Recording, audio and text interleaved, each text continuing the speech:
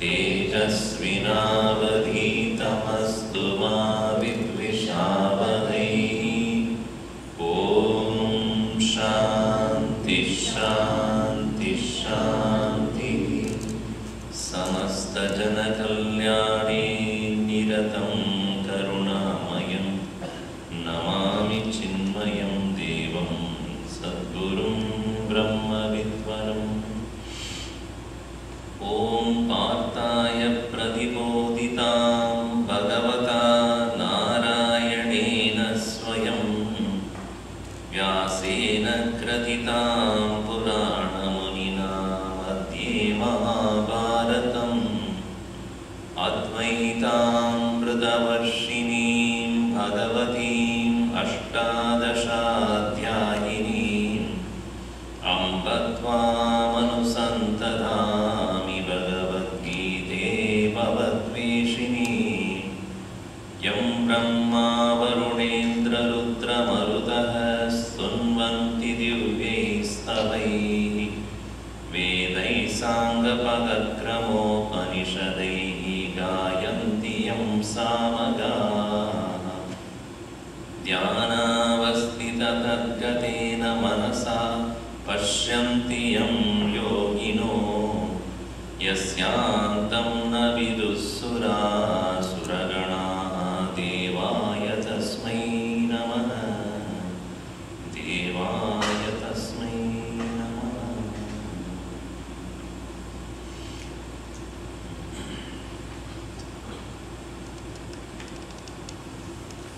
Most of you must have already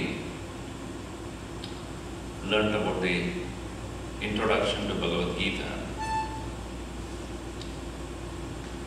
It is considered to be the holy book of Hindus. Before the Britishers came to rule in India, Vedas, 4 Vedas were considered to be the holy scriptures of Hinduism. Even now they are. But then, in the judicial system which Britishers brought to India, when anybody is convicted or anybody is taking a stand to be a witness, they have to take a oath saying that what I say is true, nothing but the truth, the whole truth. This is such a, anyway, it doesn't matter, right? So, if I'm going to tell the truth, nothing but the truth, the whole truth, what they say is, what I'm saying is the truth, nothing but the truth, the whole truth, God saved me. If you are telling only the truth, God need not save you. But that is a custom.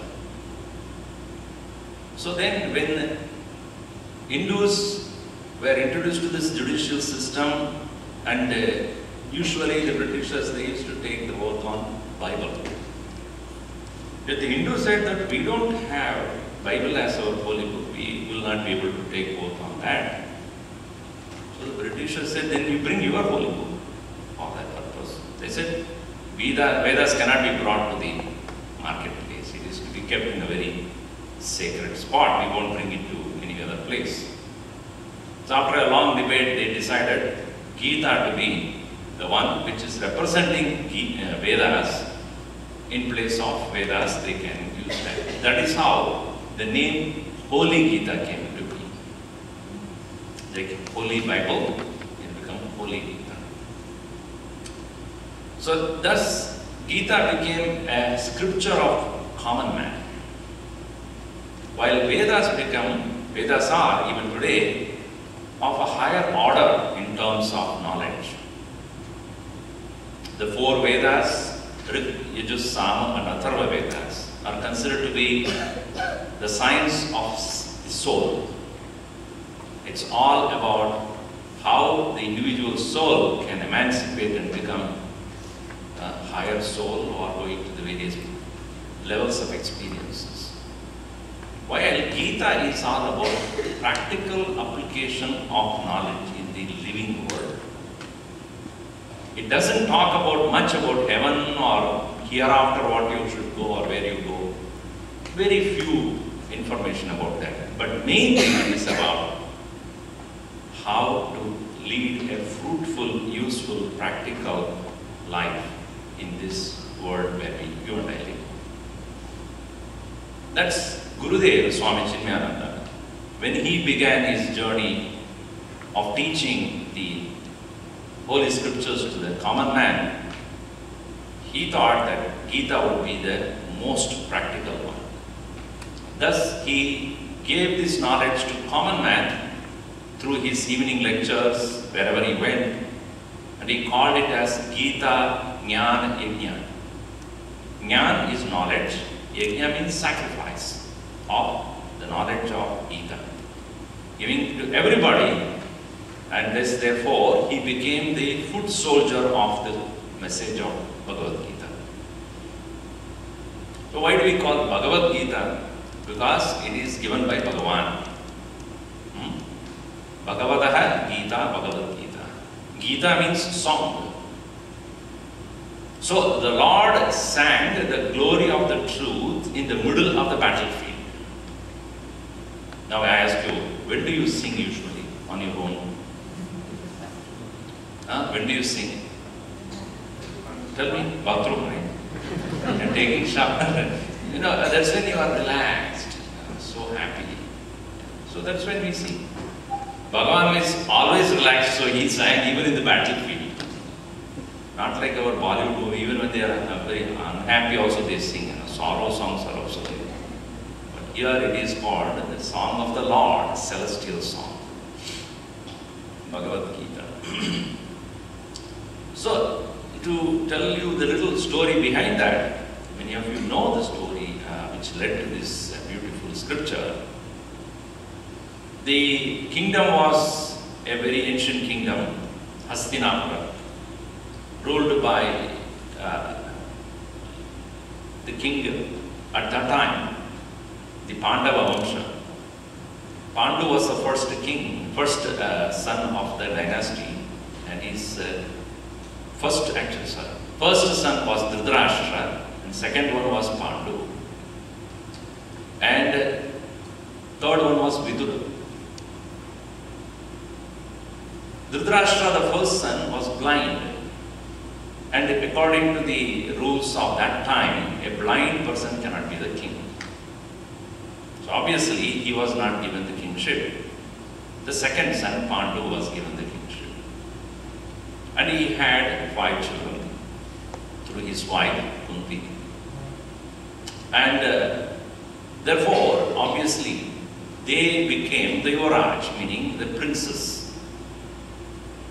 While at the same time, Dhritarashtra, the first son, was supposed to rule, his son became very upset.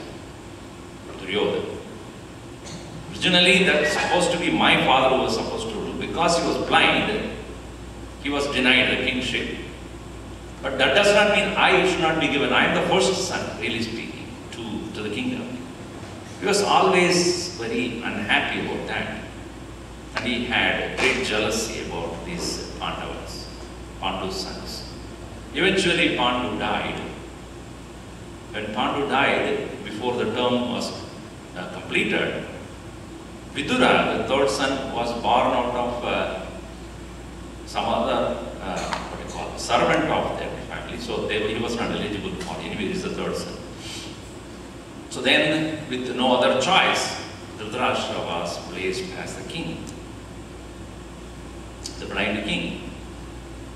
While the grandsire of the dynasty, Bhishma, said, I will take care of the kingship, meaning administration. He just have to be there in front for the sake of being king. And Duryodhana obviously said, now if my father is the king, I am the rightful owner of the next kingdom, meaning I will be the successor. So this created a lot of feud among them, cousins. And ultimately, once it so happened that when the king Dhritarashtra decided about the successors, he said, let us divide the country into 2 parts. Let the Pandu sons rule a particular portion, and Duryodhana can be in one portion. Duryodhana did not like it because it's not supposed to be divided, it is supposed to be mine. the scheme began, and they were given a remote place to rule. But it so happened, Pandavas did not say anything. Pandu's sons, they said, okay, this is fine, we will take up that kingdom. But that particular kingdom, they ruled it so well that it became more prosperous than the main one. Like Delhi and Bombay, you say. Bombay became the commercial capital and Delhi is just administrative capital. So, when this happened, Duryodhana had an eye on that also. That should not be there. That should be a mine also. So these Pandavas were invited for a game of dice, like a chess game. And the eldest of the Pandavas, he was very weak about this, meaning he had the weakness of playing the chess game, or what is known as Chaduranga. In that play, Duryodhana had the help of his uncle, Shakuni, and thereby he won the match, or won the competition. In the process, the Pandavas lost all their kingdom, wealth and prosperity, everything. And finally, even their wife, that is Draupadi, was also lost. So Duryodhana then said, in which case, all of you, according to the rule of the game, where those who are defeated must be under the command of those who have won. Therefore, I order you all to go to the forest for 12 years and live there, and 1 year of incognito. You should not be seen by anybody. You should live there. If you finish those 13 years that way, when you come back, I shall give you your kingdom back. So they went ahead and then they lived 12 years in the forest. And to their, benefit, they had their cousin, another cousin, which is Lord Krishna himself. He was constantly helping them, accompanying them, and advising them. And 1 year they lived incognito, meaning not to be known to anybody. And they completed those 13 years, and then they were ready to come back. So Krishna was sent as a messenger to tell Arjuna, now they are going to come back, let us further give back the kingdom. Duryodhana said, no, I am not going to give back the kingdom. So this is against the law, against the cheating. He said, who are you to tell me? I am the making the law, and I am the one who is going to decide this. Ultimately, Duryodhana said, if they want the kingdom, let them fight a war with me. Krishna did not like it, and he fought, in fact, ready to compromise on many levels. But Duryodhana would not budge. He said, if they want the kingdom, they should fight. Unanimously,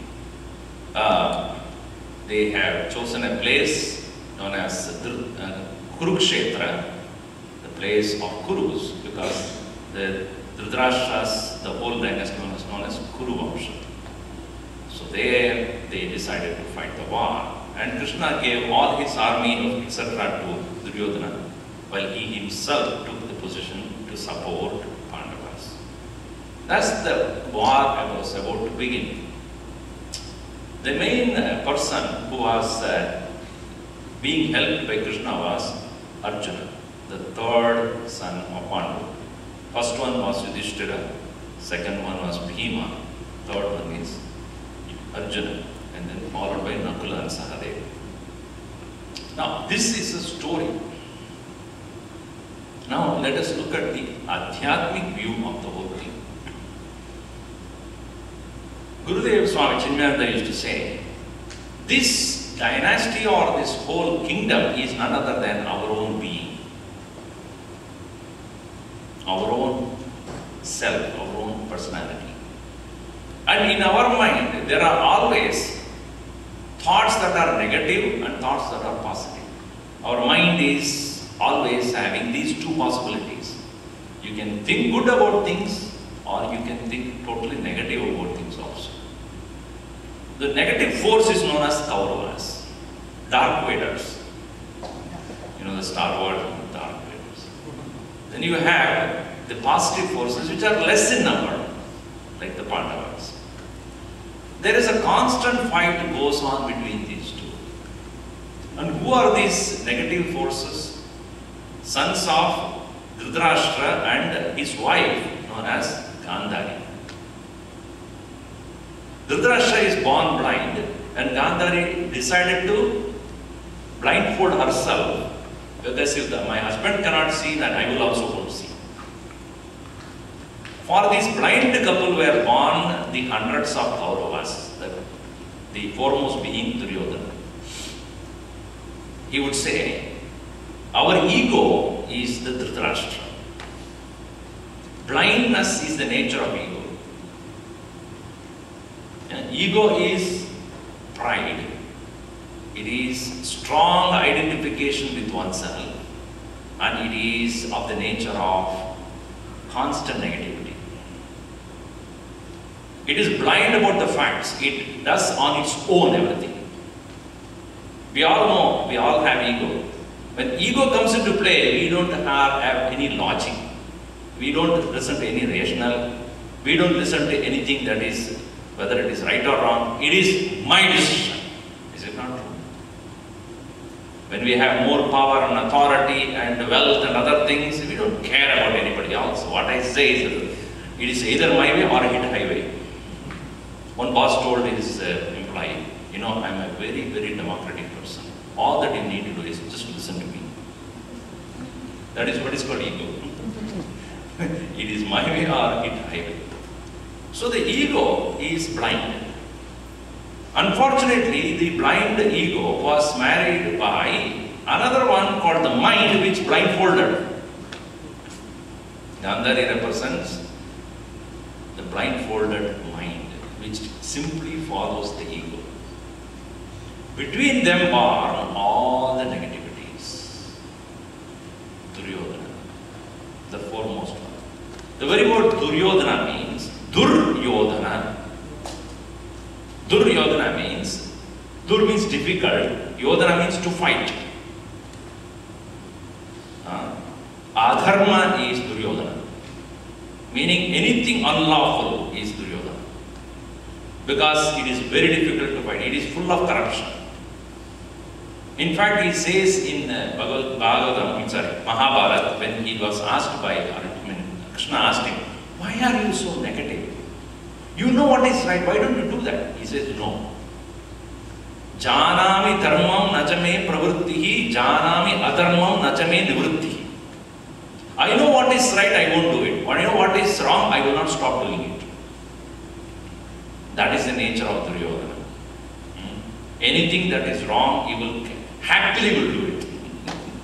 So this is a part of our personality which is always looking for the shortest way to get things done, even though it is illegal.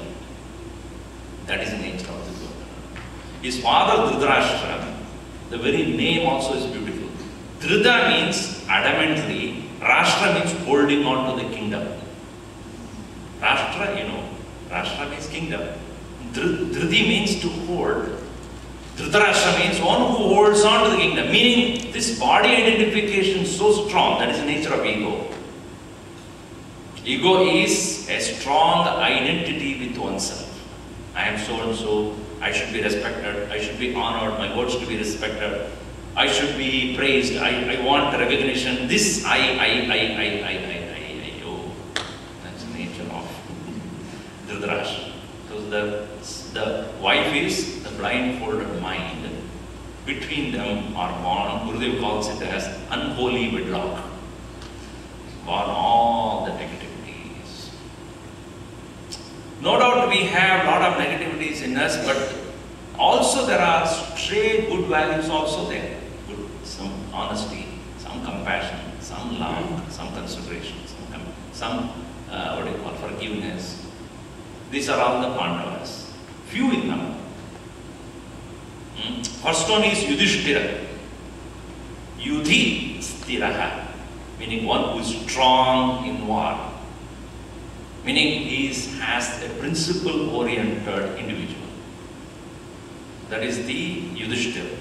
Bhima means one who is fearless. Arjuna means one who is straight. In Sanskrit, the word Ruja means arrow. Arrow has to be straight, right? Arjuna means one who is straightforward, meaning not crooked at all. If he says, I don't like it or I don't know, he will say, I don't know. So if you see in Gita also many places, you say, I don't know what you are saying, please explain to me. He is a man who wants everything to be straightforward. So that is the nature of Arjuna. Na Kula means one who does not belong to any caste, universal. Sahadev is a friendliness.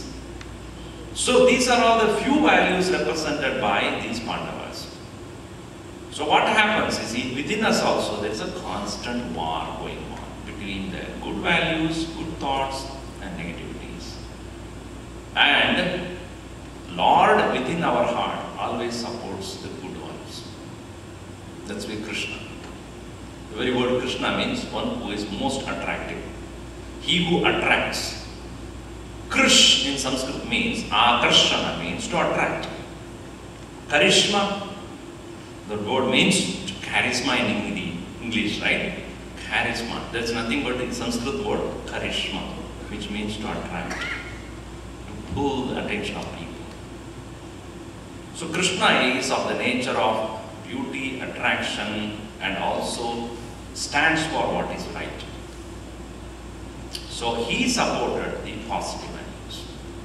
So the war was about to begin, and Arjuna was standing in front of the whole army. And he saw in front of him Bhishma, the great-grandfather of the dynasty, who unfortunately due to his own personal principles, he is supporting the Kauravas. Because when he decided to support Dhritarashtra as the foremost king, he told that whoever comes to this kingdom, I will support. And that is his vow. He has decided not to marry and not to rule the kingdom himself. These two big decisions he took, and therefore he is known as Bhishma, a man of very frightening vows, and he sticks to it. So therefore, whoever was in the kingdom he was supposed to support, and therefore he said, I will have to support Dhritarashtra no matter what. Even though I know what is going on is not right. Drona was the teacher of both Kauravas and Pandavas. So these two people were most worshipful for Arjuna. So when he came to the battlefield to fight against the Kauravas, Krishna was his charioteer. Yesterday we also saw in the slide, we saw that the chariot, Arjuna was standing there, and Krishna was the charioteer and the horses were there. So Arjuna was a warrior who is in our own being as the soul, and Krishna is the enlightened, most wise driver there. So when Arjuna was there in the battle, he said, please take me to the middle of the battlefield. I would like to see with whom I am going to fight. Senayor Ubhayor Madhye Ratam Stapayame Achyuta. Please put my chariot right in front of both the parties. I would like to see whom I am going to fight with. Krishna, being a man of strategy, he allowed himself. If I put the chariot in front of Duryodhana, what Arjuna would think is that this is the most important enemy of mine, I want to kill him. Added to that, Duryodhana was supported by Karna, his friend, whom Arjuna would hate from the core of his heart, So, if I put the chariot in front of these two, he will definitely get so much anger, rage, and he will fight. But I do not want him to fight out of anger. I want to fight for justice. In our life also, many times when we react to the situations, it's most of them out of revenge, out of anger, out of frustration, out of our own not accepting the situation or our prior experiences which are negative. So he decided, I need to make sure that Arjuna fights a war of justice, a war that can bring both peace as well as righteousness in this world, he being my instrument. Therefore, he decided to put the chariot in front of Bhishma and Drona, whom he reveres the most. So when he placed the chariot in front of Bhishma and Drona, said, "See your enemies whom you are going to fight with." And he kept quiet and watched Arjuna, what is his reaction. Obviously, when he saw whom he is going to fight with, he was totally shocked, because it is his own grandfather whom he respects the most, and the Drona, from whom he learned how to fight a war, all the archery and all other things he learned. He says, "These are the people I'm going to fight with. They are like my gods, because they are the people who made me who I am." So suddenly there was a shock experienced by Arjuna, and he decided not to fight. Because the people whom I am going to fight with are the people whom I revere the most. In their blood, how will I rule the kingdom? Every moment of my life hereafter, I will be remembering that I killed the people of my own, and in their blood, I am going to rule this kingdom. So, therefore, he stood there completely clueless what to do. So, this was the scene. Now, this particular situation, as it is going on, Dhritarashtra, the king, who was not in the battlefield, sitting in his own chamber, wanting to know what is going on. And he had a remote camera, like what we have. So he had a messenger called Sanjaya, a secretary, who has the capability of seeing what is going on in the Kurukshetra. And this Sanjaya being asked by Dhritarashtra, "Hey, please report to me what was going on the first day of the war." So therefore, the first words we read, you can please see the screen. It is written in English. Dharma kshetre kurukshetre samaveda yuyutsavah mamaka pandavaschaiva kimakurvata sanjaya.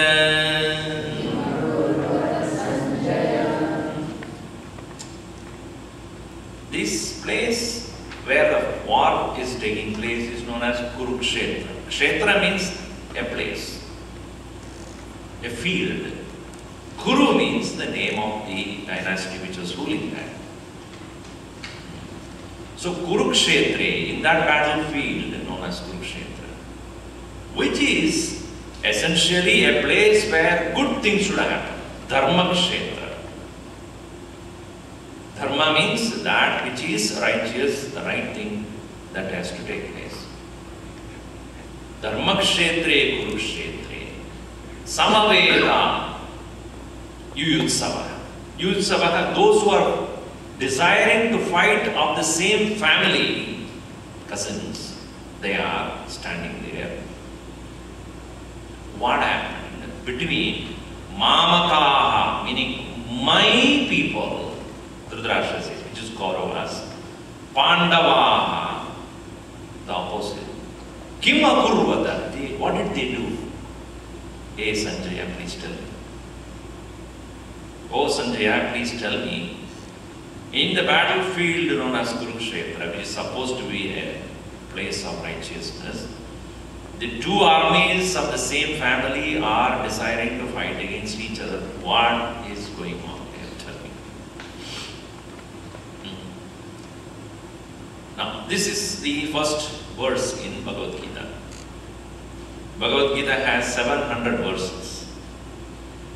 The whole of Bhagavad Gita is about the philosophy of Hinduism, as it is said in the Upanishads. It has been culled out, and the best part of it has been taken out and brought it in the form of a conversation between Krishna and Arjuna in the battlefield. The beauty of this whole thing is that usually this knowledge cannot be given in a marketplace. In the Upanishadic literature, what we find, the student is already a very evolved person, goes in search of a teacher who is living in solitude in the Himalayan particular mountains and the caves. They were sitting and meditating. And the student goes in search of this knowledge and goes there and asks for this knowledge. And the teacher, finding the qualification of the student, he will impart that highest knowledge. This is how usually the Upanishadic literature was originally meant. But then here, it is right in the middle of battlefield, where a great war is about to break out. The situation is so alarming, so intense. And the student is not a student of calmness and peace. He is ready to fight a warrior. And the teacher is not also a great rishi or anything. It is another king, incarnation of Lord, obviously. But he was also a king of his own nature, of his own order. So a conversation takes place between an unassuming a teacher and a warrior. So therefore, this knowledge that is given to Arjuna by Krishna, even though it is called out from the Upanishad, it is meant for a common man of the world. So when you want to read Upanishad, you must have already prepared yourself very well, because the language used, the treatment of the subject, the philosophy that is discussed, the practices that are prescribed are very high caliber. But here, Vedavyasa, the author of Bhagavad Gita or the entire Mahabharata, is trying to bring that same thing to a common man, so that an individual who is of the world, working day and night, morning till evening, also is capable of practicing those philosophies. So, Dharma Kshetre, Kurukshetra, Samaveda, Yuyutsava, the members of the same family are about to fight against each other. What happened? This is the question. So, now you see, most of us are, as I said in the beginning, so identified with our individual personality. So therefore, the negativities are easy for us to emulate. When you see the move, when you see the news in the CNN, which is known as Crime News Network, you see them. So what is shown is crime, violence, and destruction, and murder, and then this and that. If they are to show only the good things that are happening in the world, nobody will watch it. Anything controversial, anything sentimental, sensational, anything that is violent, that is what people are interested to watch, only that. I used to ask the children, the young youth, how many of you would like to have 3-4 murders happening in your own home? What do you mean, Swami? No, how do you like it? You don't like it, but is it not when you open the TV series, constantly that is what is going on? Any movie or series, it's only about murder, about killing, about destruction, about violence. And added to that, they have the V, go on and fight, not V, but Nintendo, Nityananda, whatever they play, go on fighting and killing and destroying. So the mindset is always about violence. Oh, why we are able to take it up so easily? When somebody gives a nice advice about goodness, about compassion, about love, Swami, it's all impractical nowadays. We are alienating ourselves from good values, but about negativities we are able to absorb so easily. So why? Because the ego is predominantly within us and it is so strong. It wants that kind of an experience. You go to a movie where everybody is laughing, everybody is nice, and then you don't have any interest. There must be a villain who is doing all the wrong things. And there should be a fight, there should be a war, there should be killing, there should be murder. What a macha. Movie is very good. Why? Violence, killing, destruction, this and that. So our ego survives only in negativities. So as a representative of that, what does he say? Mamakaha, meaning my own people. Owning up the Kauravas as my own. The nature of ego is constantly identifying with the negative nature of mind. Amaka Pandavas Kimakurvata Sanjay. What is that happened? So externally the Mahabharata war that took place is none other than what is going on in our own mind in everyday life. The fight between good over the evil. Fight between evil over the good. And that is where Arjuna was very confused. Who should I fight with? Because apparently good people like Bhishma and Drona also are supporting the negativities. Even my own people whom I revere, I respect, my gurus, my teacher, they are also supporting the negative forces. How do I then judge what is right and what is wrong? So therefore, he says, in the next verse we see, Tasman narha vayam hantum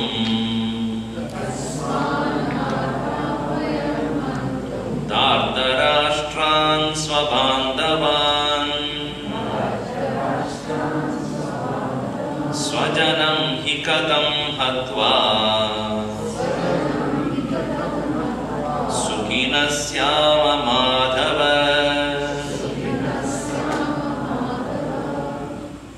Therefore, it is not appropriate for us to kill our own people. Tasmana arha vayam antum Dardarashtran, meaning sons of Dhritarashtra. Swabandhavan, our own relatives. Swajanam hi katam hatva. How do we kill our own people? Sukinasyama madhava. How can we be happy? Our own people, killing them, will I ever be happy about it? Now, many of you might have come across this kind of statements. You know, why did you shout at that person? Swamiji, without shouting, nothing happens. Have you not heard that this kind of statement? Oh, if I don't get upset, everybody will be on my head. Unless I shout, people would not listen. So we think shouting and being angry, getting upset, etc. are means to get things done. So we get identified with our own such things, and we do not find anybody around us who does not have that condition. Meaning, who does not have anger, who does not have mind being very negative. Because everybody does that. Cheating, shouting, being very cunning, not straightforward, doing things in a crooked way. Everything is going on, and then we say, everybody does it, therefore it is take care of it. And if at all anybody who is not doing, they say, sadhu baba, good for nothing. Apparently, it looks like such people who are very good, very compassionate, very loving, and etc. People don't think that they are worth living in this world. Even in the American TV also you will see, if somebody is very good, why are you talking like Gandhi? Don't they say that? Because it is very rare to find a person who is completely positive and compassionate, and they say it is impractical. So, Swajanam means whom I am familiar with, whom I hold as very dear to me. How do I destroy them? How do I go against them? Swajanam hi kadam hatva sukinasyama madhava. How do I do that? After all these people, Duryodhana and all other people were his own cousins. How do I kill my own people and live with that? So now Krishna wanted that. Krishna wanted Arjuna to get confused. Why? Because if Arjuna were to fight the war out of revenge, he will not be fighting a war of justice. He will be fighting a war of jealousy, anger, frustration. And such an individual cannot be the right instrument to replace adharma with dharma. So he wanted to test Arjuna whether he is standing there as a warrior for goodness or out of his own revenge.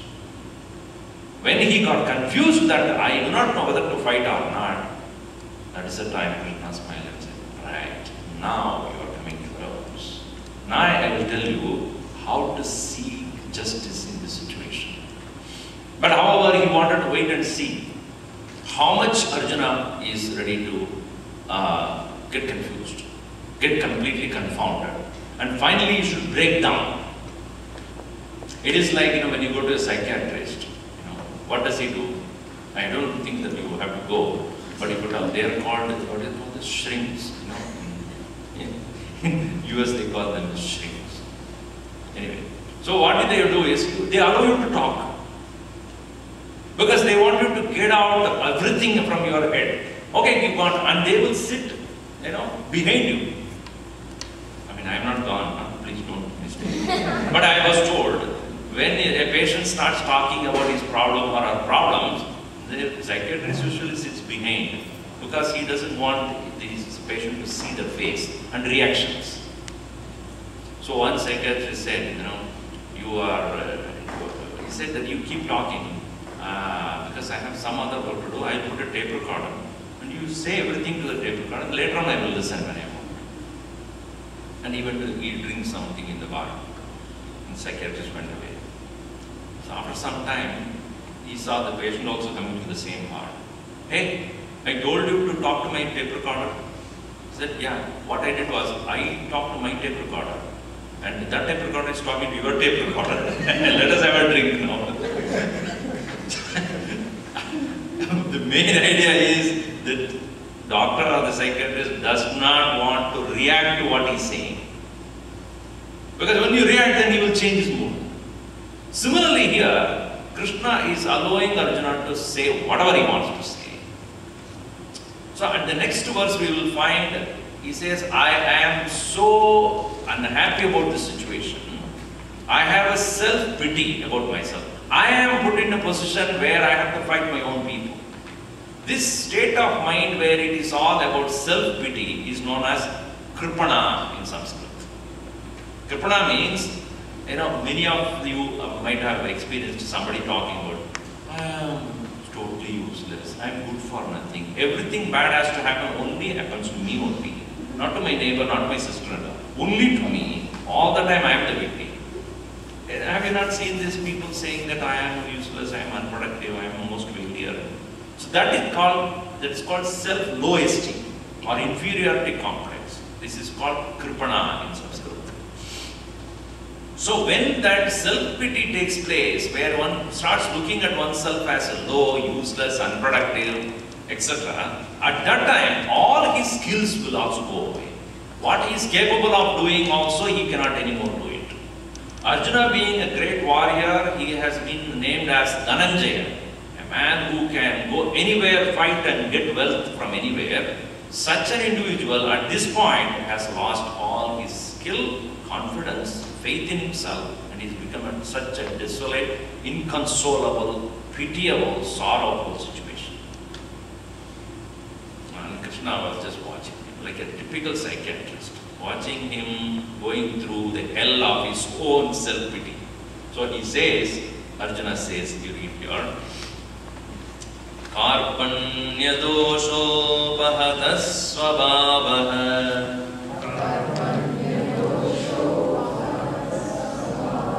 Pritchami tvam dharma sammoda chetaha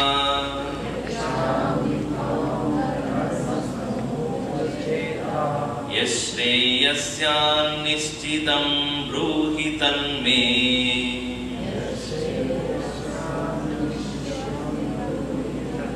Shishyasteham shadimam tvam prapannam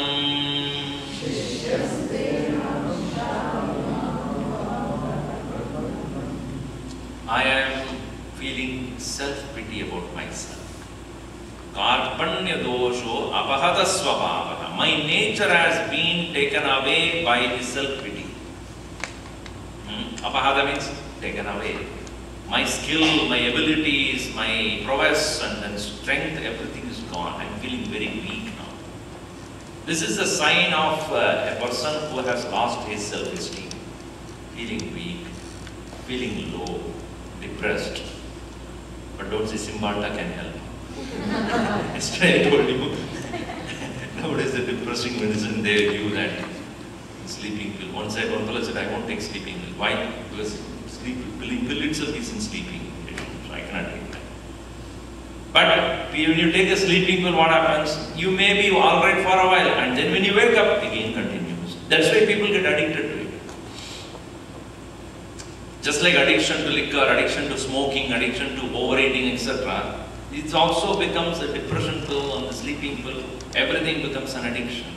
Once you become addicted, you cannot live without that. So here Arjuna says, I am now feeling so low about myself. Why? Because I have to kill my own people.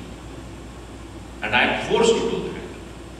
So he says, Karpanya dosho vahatasvavaha prichami tvam. Therefore I ask you, Dharma sammuda chetaha aham prichami. Meaning, I want to ask you a question. What is Dharma? Because I am deluded by the idea of Dharma. You say that I have to fight. I mean, I am brought here to fight. But is the fighting justified? Yashreyasya nischidam bruhitanme. What is right at this point to do? Please teach me that. I am your disciple. Shishya deham. I am your disciple. Shadiman. Shadiman does not mean shadi karo. No. Shadiman means please instruct me. Please instruct me. I am your disciple. What is the right thing to do? Now, in our life, there are always two things that come in front of us. Things that are right, things that are pleasurable. In Upanishad, in Kathopanishad, there is a statement. There are two things always come to an individual. Shreyascha preyascha manushyametaha. Tausam paritya vivinakti dina. Shreyas means what is good to be done. Prayers means what is that most pleasurable to do. That's why we have this hybrid car. What is it called? Prayers. Right? Toyota Prius. Prayers is to do what is priya. That's what is called prayers. What is shriya? Means what is correct. That's called shreyas. So is it not in our life? Every moment we have this choice. To do what is right or what is most convenient, comfortable, pleasure-giving. So when you go to a party, there are varieties of food is kept. Some boiled vegetable, another one is called spoiled vegetable. Full of oil and ghee and boiled, full of ghee, just. Another one is just cooked right appropriately. Then you have this paneer, cheese, and other things. What is so tasty and what we have experienced and it is so precious, that is what we go first. Why? Because we want instant joy. So whenever you have this choice of going for something which is going instant joy, that is called prayers. That which can give you health, longevity, and you have feeling cheerfulness after eating, not drowsy and feel like going to sleep. So what gives you health, what gives you energy, what gives you some good physical well-being, that is called physical, that is called in the food category, that is called shreyas. Similarly, when you are encountering a situation where you can go and fight with the situation or understand and deal with it with more positive attitude. But usually we take the quicker route which can give us immediate result.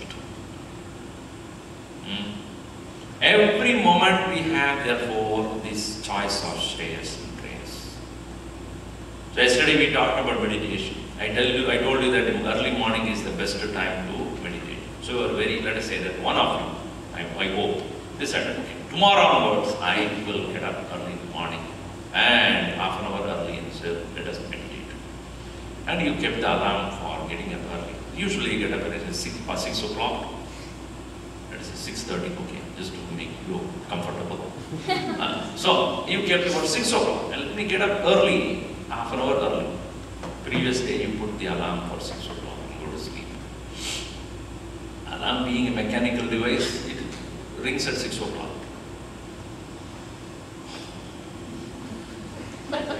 Six o'clock is too early.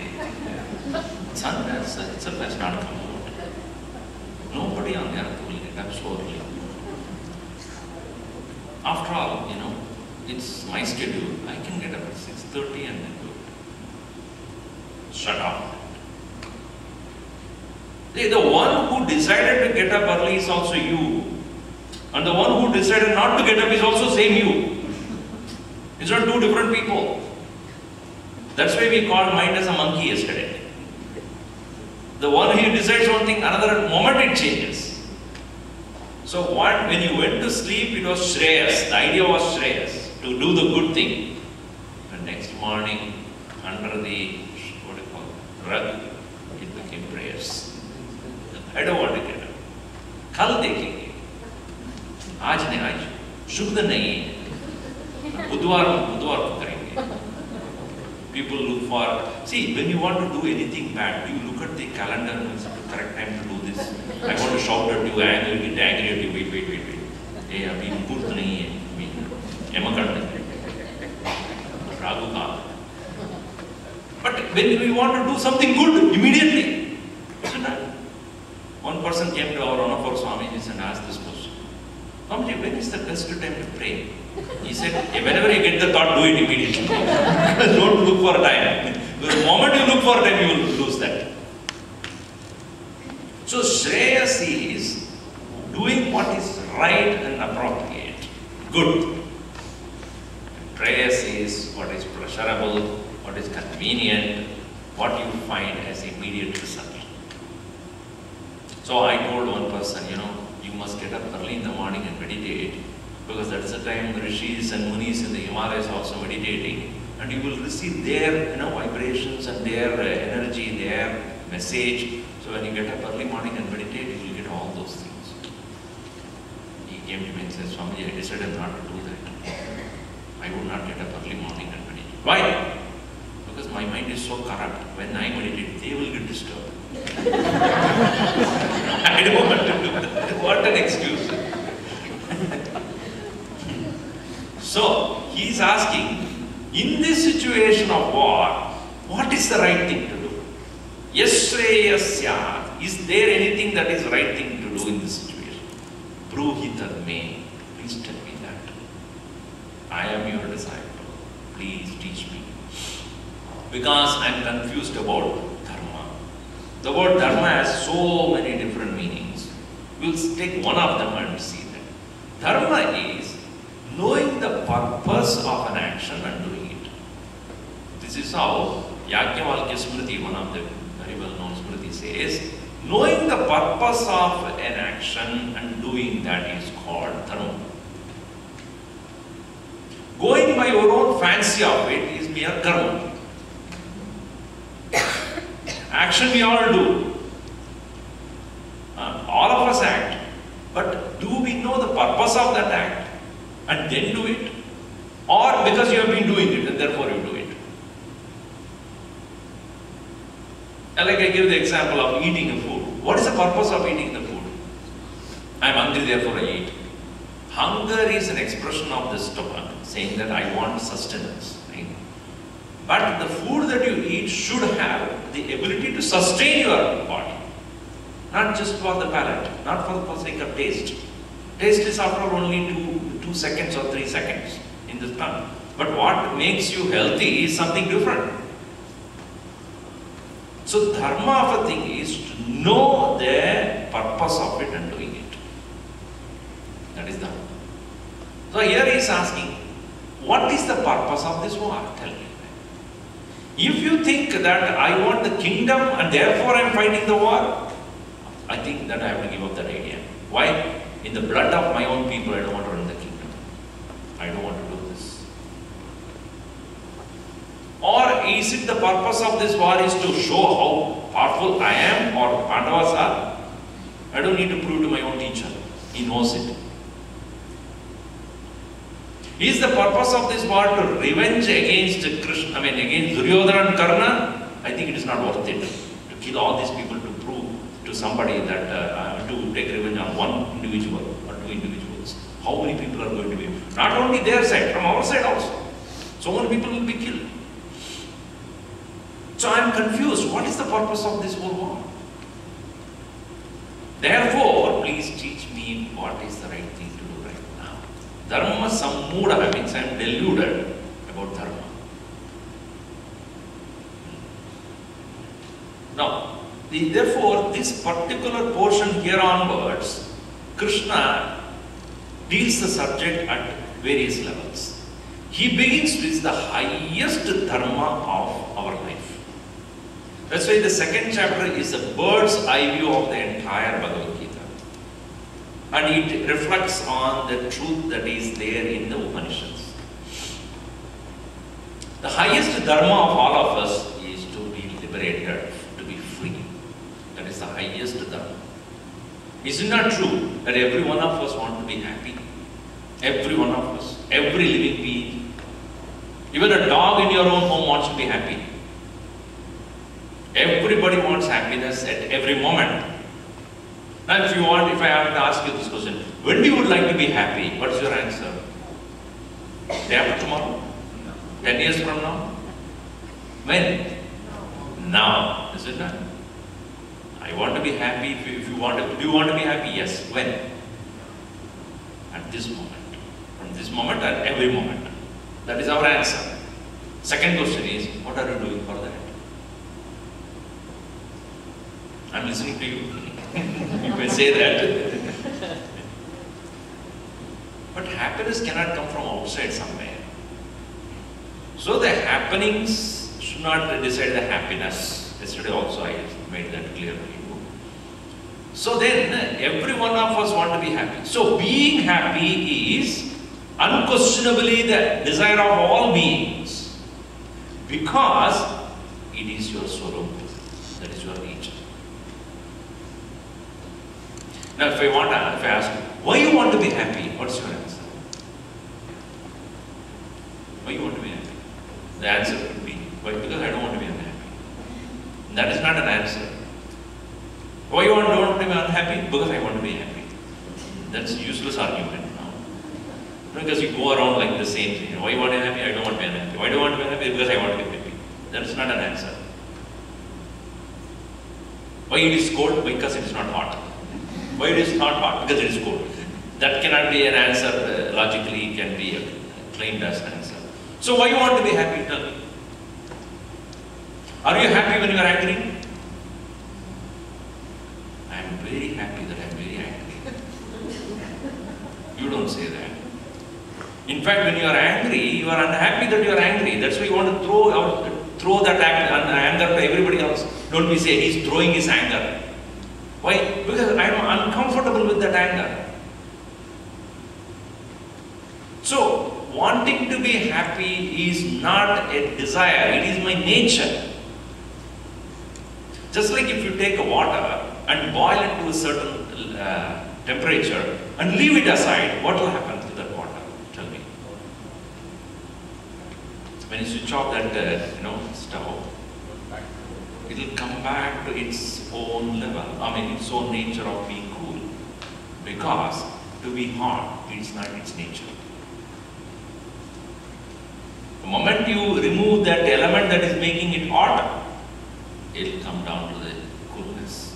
In the same way, we are at ease only when we are at joy. Happiness is our nature. Ananda is our nature.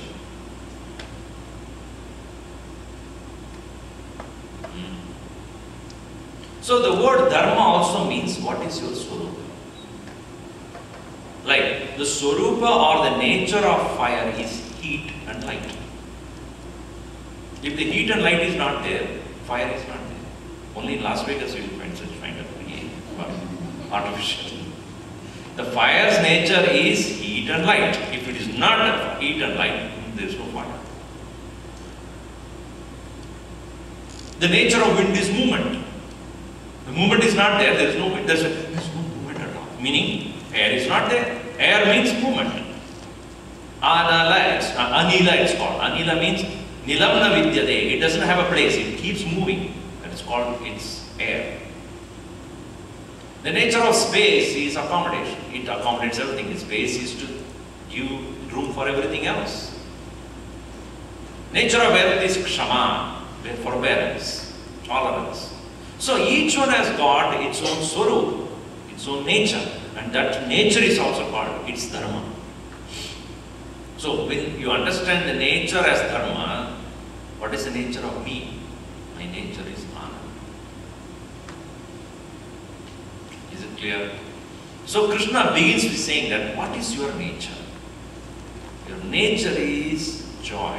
Your nature is ananda. That's why when somebody is happy or laughing, you feel like going and talking to that person. When the child, young child which is maybe a few months old or 1 year old, it is generally happy. And you feel like going and hugging the child, talking or taking the child in your hand. Why? It is generally expressing your nature. And when you joyfully laugh, etc., somebody says, what's wrong with that? Arjuna, when you are happy, somebody asks, what happened? Because we lost our nature. We are all the time moody and all the time as though you have taken 2.5 liters of castor oil. Generally, face is like that. When you become happy, somebody asks, what happened to you? Something happened. So, when anybody is happy, he is naturally attracting the attention. That's why we are attracted to small children. The children are happy because they don't have ego. 1-year-old, 2-year-old child doesn't have any ego and doesn't expect anything from you. So when that egolessness is there, you feel one with that child because in front of the child, you also become egoless. You don't expect anything from the child, right? The child also doesn't expect from you, and therefore that connection is immediate. And the same child goes to become a teenager. Then you understand. That fellow, because when the child is young, the mother would say, oh, he's so happy, he's my own extension. After the child grows up to become 5-10 years old, then you ask, is he your extension? No, he's an extra attention. Because now he says, I want this, I don't want that. He doesn't anymore listen to anybody. So when the child starts getting identity of its own, I like it, I don't like it, I want it, I don't want it, then the ego comes, the nature of the happiness is gone, the swarupa is diminished. So our nature being happy, and our nature being ananda, anything that is coming to disturb our happiness is unnatural, it is artificial, we want to get rid of it. So Krishna begins with saying, a man of wisdom is one who does not worry about anything that is temporary. Because it is holding on to temporary situations in life that makes us unhappy. What is the cause of sorrow? Either you got what you don't want or you lost what you have got. Think about it. What is the cause of any of our unhappiness? We didn't get what we want. That causes unhappiness. Or we have lost what we already had. This is not, it may be a person, it may be a place, it may be business, it may be money, it may be object, anything. I am unhappy. Why? I didn't get that. I didn't get this. I couldn't go there. I couldn't do this. Or I am unhappy because I lost this, I lost that, I lost this. It's called shoka in Sanskrit. Shoka means sorrow. So Krishna says, to begin with, in this second chapter, Arjuna, first thing you should know is, nothing remains the same all the time. Nature of the world is change. Change is the nature of everything. That is how the whole world functions. Nothing remains the same. At the end of the talk, you will be 1 hour 45 minutes old. No. 1 hour 15 minutes older than the time you walked in. Do you know that? You are 1 hour 15 minutes closer to your own death. Do you know that? Mamaji, tomorrow I am not coming. Whether you come or not. The fact remains every one of us are growing old. Because we change. Your hair grows, and if you are young, your hair goes away. Or your nail grows, your body changes. Every moment the change is taking place. And change brings sorrow. Why? Because a condition changed to another condition. Is it not if you are happy with one condition and the condition doesn't remain next moment, you are unhappy. So can you stop being unhappy? I mean, stop the change ever happening? Unhappiness connected to that can never be stopped. So when Buddha also, when he looked at this world, when he was protected in his own kingdom and he was never allowed to go out by his father, because his father was told that he can be a great king or he can be a great mendicant, great renunciate. So please don't allow him to go anywhere. He should not see the reality of life. But one day, as the destiny would have it, he went out and he saw one old man walking with a stick, and a beggar was begging out there, and there is a dead body being carried. Another person was sick. He looked at him, all of these people, and he was wondering what is going on. He asked his charioteer why that person is not walking straight. Because he is old, he cannot walk straight. His body has withered away. He asked his charioteer then, will it happen to me also? Of course it will happen to you. But why that fellow does not wear a proper clothing? Because he is begging, he doesn't have money, he doesn't have wealth. Will it happen to me? Yeah, it may happen. Why that fellow is being carried by 4 people? Because he is dead. What do you mean by dead? Meaning, the body is there and he is gone. Will it happen to me? It will happen to you also. And why is he coughing and rolling on the ground? Because he is sick. He's lost his health. It may happen to me. Yeah, it will happen to you also. He came back to his own palace and sat down. These are all great tragedies of life. Can I ever overcome this? Can I ever be deathless? Can I ever become always young? Can I ever avoid old age, sickness, death, poverty? Is it possible? Is it at all possible? What should I do? Pandit and other would say, do this karma, do this ritual, but that doesn't stop me getting old. That doesn't stop me getting, sick. Do you mean to say all those people who did the rituals, etc., never become sick? Or all the people who have all the richness never get old? Or all the people who have all the wealth and power never will die? This haunted him in his head. I want to find an answer to this. He decided to quit the palace in the middle of the night and went in search of the truth. Years he sat down in meditation.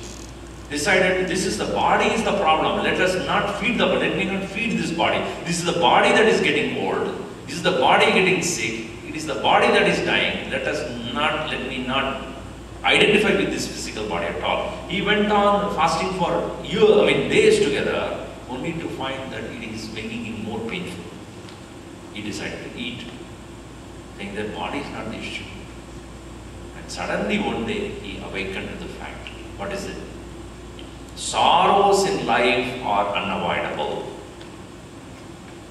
Suffering is optional.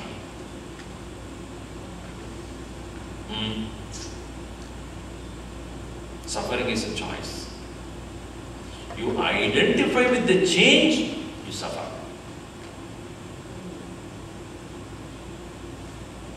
Change is happening everywhere. You identify with the change, you will suffer. Because change you cannot stop.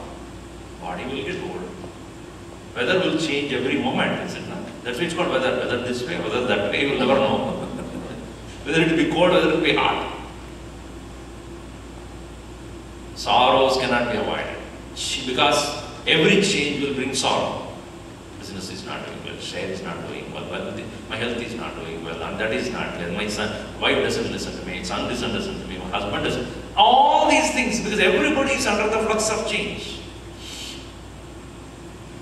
So change will bring sorrow. Sorrow is unavoidable. Sorrows are unavoidable. But suffering is an option. Same idea. This is after all, the wisdom. Wisdom is same for everyone. So Krishna says the same thing in this verse.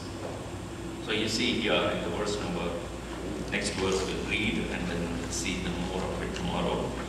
Ashocyan anvashocastvam prajñāvādāṃsca vāsh. Can you change it?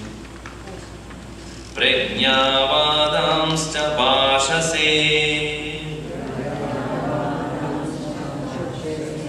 gadāsu nagadāsumsca nānuṣochanti panditāha. Arjuna, you are talking very wisely about what is right thing to do. I should not kill the people, etc. But understand one thing, you are worried about something which you should not worry about. What? You are worried about the inevitability of the change. Gata soon, agata soon. Gata asun means dead. Asu means life or breath. Gata means gone. Those who are dead, agata asun, those who are living, meaning that which is gone and that which is present. Panditaha na anushochanti. Men of wisdom don't worry about that. Meaning, everything is under the flux of change. And you should not worry about the change, you should act. Like yesterday, what happened, can I do anything to change it? Whatever mistakes or whatever things I have done of the past, can I go back to the past and change it? Cannot. What I can do is learn from it and do not repeat the same thing today. That's all I can do. What is gone by, I cannot do anything. What is yet to come, I have no idea. What is available now, I can do.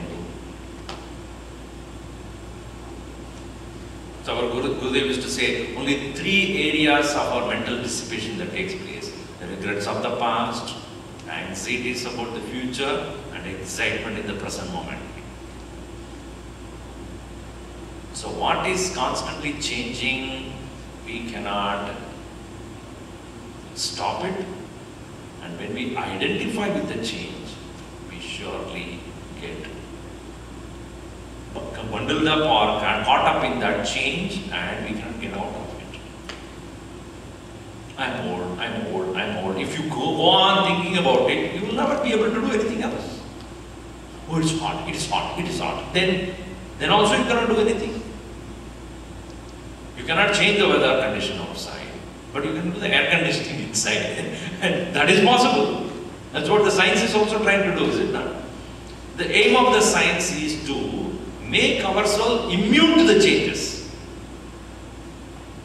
to the extent possible. It doesn't stop the rain or it doesn't stop the sunlight, it doesn't stop the snow, but in a limited area where you can operate, you can avoid all those things. But still, it is only about external happenings. But what about here?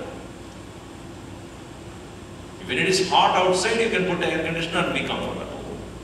When it is cold outside, you can put the heater and be comfortable. When it is raining outside, you can take the car and go. But changes that are taking place inside your head.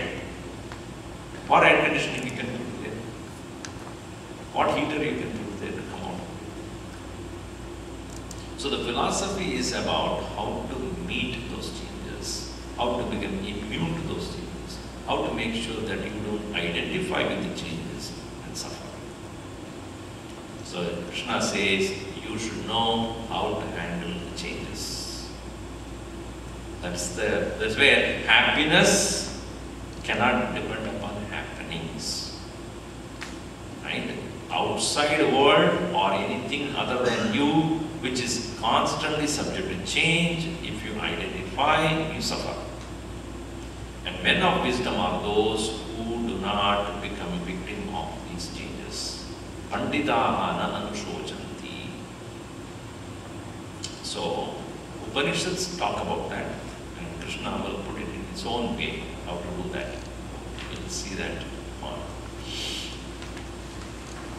Om sarve bhavantu sukhinah, sarve santu niramaya, sarve bhadrani pashyantu पश्यन्तु मा कश्चित् दुःखभाग् भवेत्। ॐ शान्ति शान्ति